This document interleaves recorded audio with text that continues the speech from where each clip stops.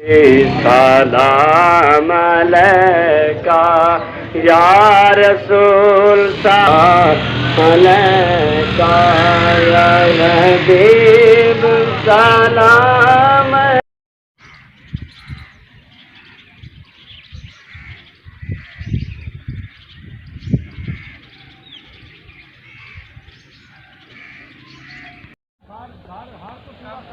कौन सही shirt uncle पे लाया है नंबर कोनी भाई ओदा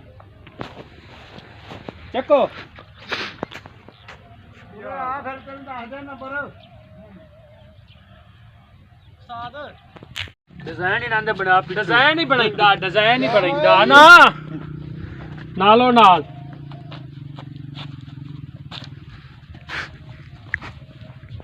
चाचा गुलाम फरीद जोर भी ला ना जरा जोर तुसी लाना किसी असास ही ला ला के थक गए तुसी माशाल्लाह दे जनमिनेशन भी पूरी है उस्ताद जी माशाल्लाह।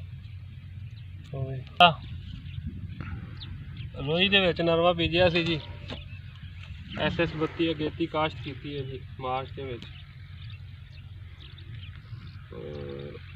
अच्छी जर्मिनेशन है माशाल्लाह जी।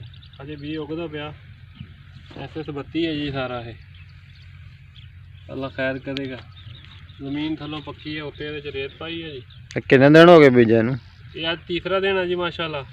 अच्छा यानी आज राती तीसरी रात थी, चौथा दिन शुरू हो गया। आज चौथे दिन पानी ला रहे हैं? आज चौथे दिन पानी ला रहे हैं कि ताकि जरा माड़ी मोटी क्योंकि उत्ते एक बारी बारिश पै गई है ना थोड़ा मसला बनया जमीन थोड़ी जी सख्त हो गई। देखो ये हुण पानी लग जाएगा सारा भी इंशाल्लाह आज रात निकल आएगा अल्लाह के हुक्म नाल।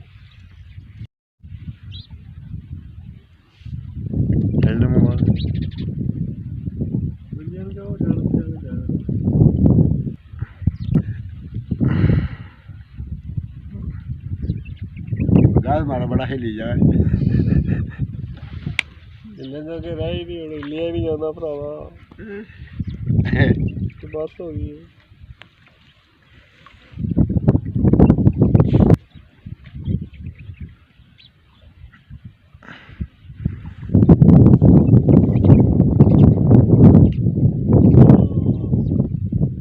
कैसा चला गया मथे से पानी बड़ा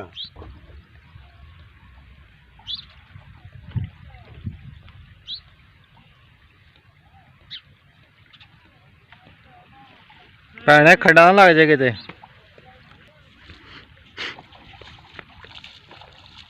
ਉਹਦੇ ਨਰਮਾ ਮਾ ਕਿਹੜੇ ਖੱਡੇ ਨੇ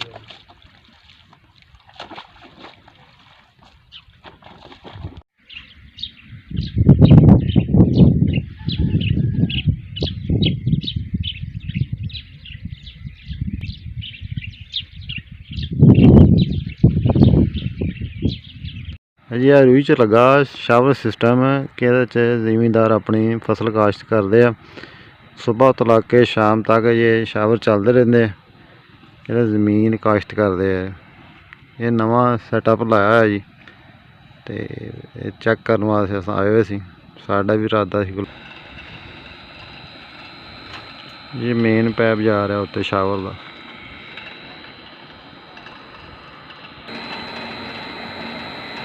ये मेन सारा इत्थों पानी जाता जी।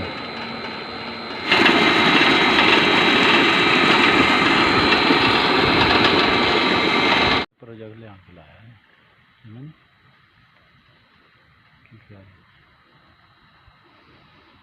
आप तैयार किया